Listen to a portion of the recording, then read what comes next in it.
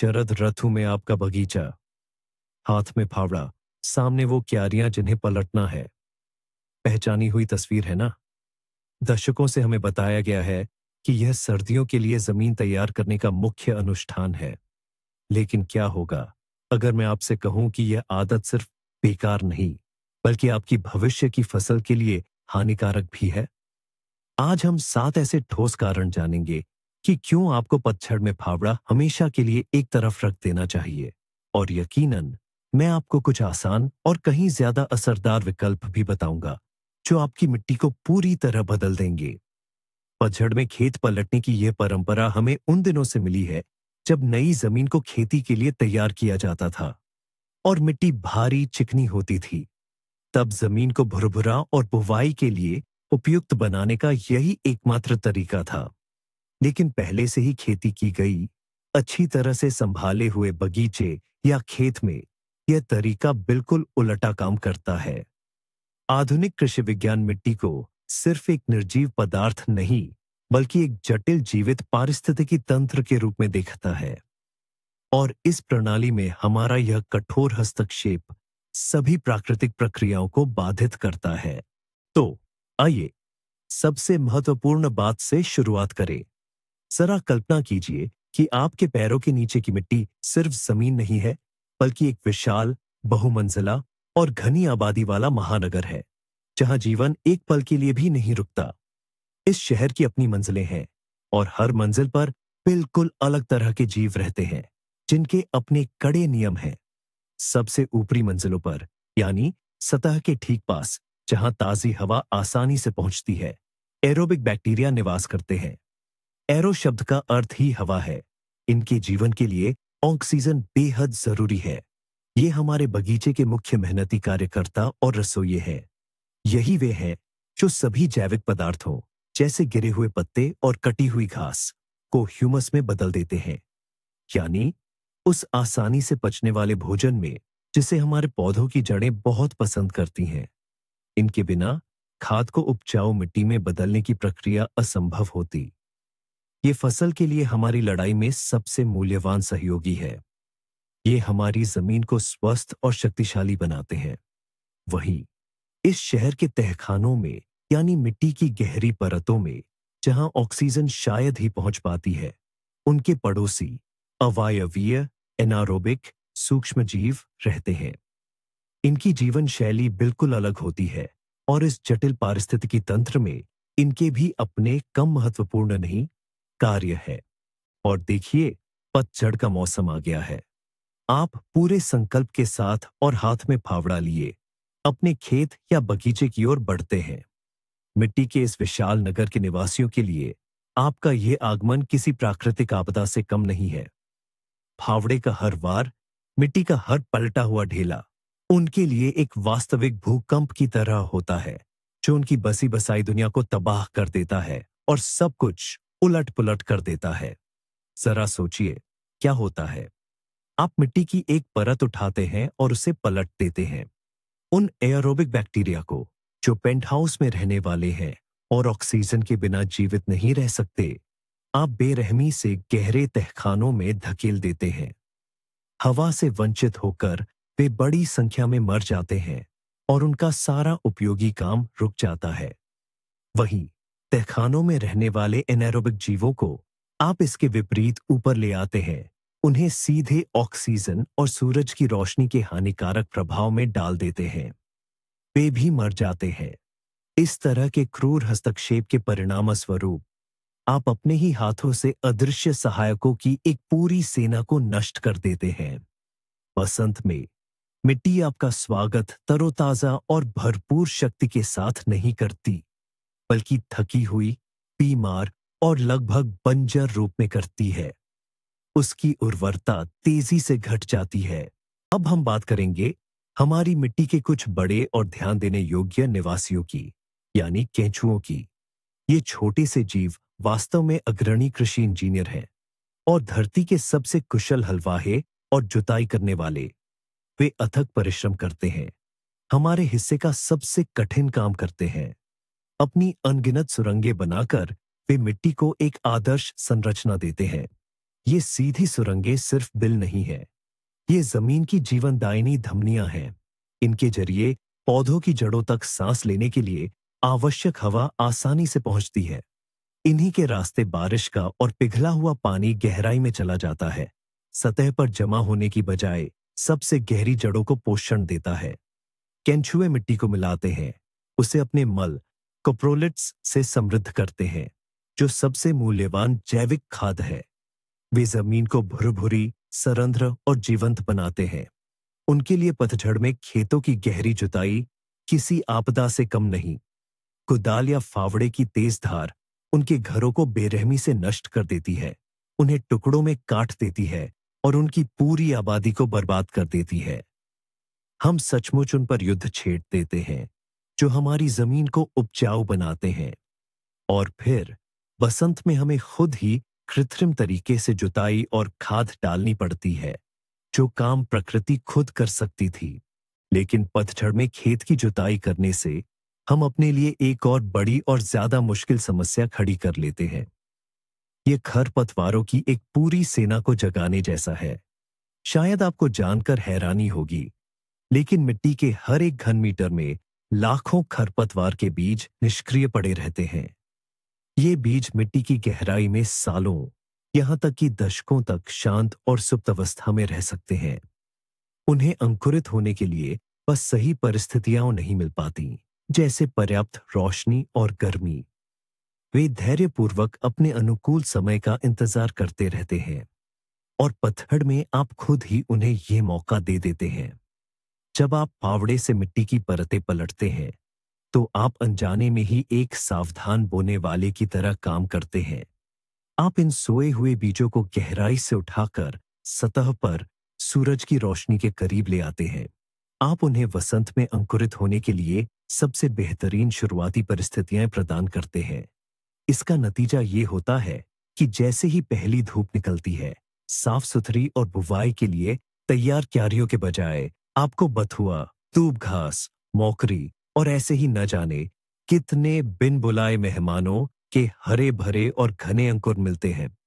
और फिर पूरा अगला मौसम आपको उन खरपतवारों से एक अंतहीन लड़ाई लड़ने में बिताना पड़ेगा, जिन्हें आपने खुद ही पिछली पतझड़ में बोया था। अब आइए हम मिट्टी की संरचना और उसके भौतिक स्वरूप पर नजर डालें। एक स्वस्थ, बिना छेड़ी हुई जमीन लाखों सूक्ष्म अदृश्य नलिकाओं, जिन्हें केशिकाएं कहते हैं, से गुंथी होती है। ये पौधों की जड़ों, केंचुओं की गतिविधियों और सूक्ष्म जीवों की क्रियाओं द्वारा निर्मित एक जटिल और सुव्यवस्थित तंत्र है। इन्हीं केशिकाओं के माध्यम से रक्त धमनियों की तरह गहराई से नमी ऊपर उठकर फसलों की जड़ों तक पहुंचती है और सूखे की अवधि में भी उन्हें पोषण देती है। यह प्रकृति का अपना स्वसिंचाई, ऑटो इरिगेशन का एक अद्भुत तंत्र है। तो फिर जुताई या मिट्टी पलटना क्या करता है? यह इस पूरे सुव्यवस्थित केशिका तंत्र को पूरी तरह और अपरिवर्तनीय रूप से नष्ट कर देता है। नमी को बनाए रखने में सक्षम, छिद्रपूर्ण, स्पंजी संरचना के बजाय आपको मिट्टी के बिखरे हुए ढेलों का एक अव्यवस्थित ढेर मिलता है। ऐसी मिट्टी केवल दिखने में ही भुरभुरी या ढीली लगती है। असल में यह बहुत तेजी से अपनी नमी खो देती है। वसंत ऋतु में, खासकर जब मौसम सूखा और तेज हवा वाला हो, आपकी जुताई की हुई क्यारियां सचमुच कुछ ही दिनों में सूखकर पत्थर जैसी कठोर हो जाएंगी। आपको अपने बागवानी का मौसम भारी और बार बार पानी देकर शुरू करना होगा, उस जल संतुलन को फिर से स्थापित करने की कोशिश में, जिसे आपने खुद ही बिगाड़ा है। शरद ऋतु में खेत की जुताई करके हम मिट्टी के कटाव, अपरदन के रूप में एक और गंभीर दुश्मन को अपने खेतों में बुलाते हैं। जरा कल्पना कीजिए, एक खाली ताजी खोदी हुई जमीन की। यह शरद और सर्दियों के मौसम की मनमानी के सामने पूरी तरह से असहाय हो जाती है। तेज शरदकालीन बारिश मिट्टी में सोखने की बजाय उसकी सतह पर बहने लगती है। ये अपने साथ सबसे कीमती और उपजाऊ ऊपरी परत, वही ह्यूमस जो सालों की मेहनत से जमा होता है, बहा ले जाती है। इसे जल अपर्दन कहते हैं। लेकिन सिर्फ जल अपर्दन ही नहीं, वायु अपर्दन भी होता है। सर्दियों की तेज हवाएं, खासकर जब बर्फ नहीं होती, तो आपके खेत से उपजाऊ मिट्टी के छोटे छोटे कणों को आसानी से उड़ाकर ले जाती है। सचमुच आपकी खेत की दौलत हवा के साथ उड़ जाती है। इसके विपरीत पौधों या मल्च से ढकी हुई मिट्टी मजबूती से सुरक्षित रहती है। उसकी संरचना जड़ों और जैविक पदार्थों से आपस में बंधी होती है। वह एक स्पंज की तरह पानी सोखती है और हवा का सामना करती है। हर शरद ऋतु में अपने खेत की जुताई करके आप अपने ही हाथों से अपनी जमीन को धीरे धीरे बंजर बना रहे होते हैं। आप बारिश और हवाओं को अपनी भविष्य की फसल चुराने की खुली छूट दे रहे होते हैं। साल दर साल आपकी जमीन की उपजाऊ परत पतली होती चली जाती है। आखिर में आइए हम सब मिलकर खुद से एक सच कहें। पूरे खेत को गहरी खुदाई करना, खासकर पतझड़ में, एक बेहद मुश्किल और कमर तोड़ मेहनत है। इसकी वजह से पीठ दर्द होता है, हाथ थककर चूर हो जाते हैं और पूरा वीकेंड बेकार चला जाता है। हम इतना सारा समय और ऊर्जा एक ऐसे काम में लगा देते हैं जिससे, जैसा कि हमने अभी अभी जाना, फायदे से ज्यादा नुकसान होता है। हम प्रकृति के साथ मिलकर काम करने के बजाय उसके खिलाफ ही काम कर रहे हैं। यह तो बस व्यर्थ की मेहनत है।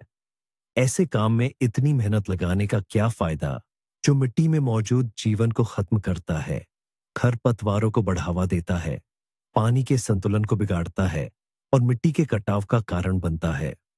शायद अब समय आ गया है कि हम रुकें, फावड़े को एक तरफ रख दें और अपनी ऊर्जा को ज्यादा समझदारी भरे और असरदार कृषि तकनीकों पर लगाएं, क्योंकि आज की बागवानी कठिन श्रम के बारे में नहीं है, बल्कि स्मार्ट तरीके से काम करने और प्रकृति की प्रक्रियाओं को समझने के बारे में है। ठीक है, मान गए। अब फावड़े को भंडार घर के सबसे पिछले कोने में छिपा देते हैं। लेकिन इसकी बजाय क्या करें? क्या बसंत तक अपने बगीचे को उसके हाल पर छोड़ दें? बिल्कुल नहीं। गहरी जुताई का विकल्प सिर्फ हाथ पर हाथ धरे बैठना नहीं है, बल्कि ये एक बिल्कुल अलग, अधिक कोमल और प्रभावी तरीका है। हमारा मुख्य लक्ष्य मिट्टी को पलटना नहीं है, बल्कि उसकी ऊपरी परत को थोड़ा ढीला करना और उसे सर्दियों के लिए तैयार करना है। इसके लिए सबसे बढ़िया औजार एक हैंड कल्टीवेटर है।